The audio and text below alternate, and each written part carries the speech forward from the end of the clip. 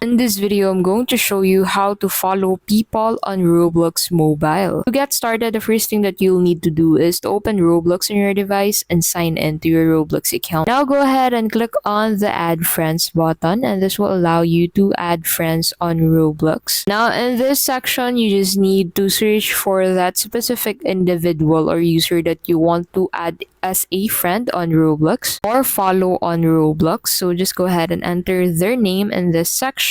Now after you find that specific user, just go ahead and click on that user's profile, and under this you'll be able to find this add friend button, the three dots beside the add friend button. So as you can see here, this user has a private account which will not allow you to follow this individual, not unless you're friends with this user on Roblox. So let's try it again with another user by clicking on that user's name and scrolling up to view this user's account.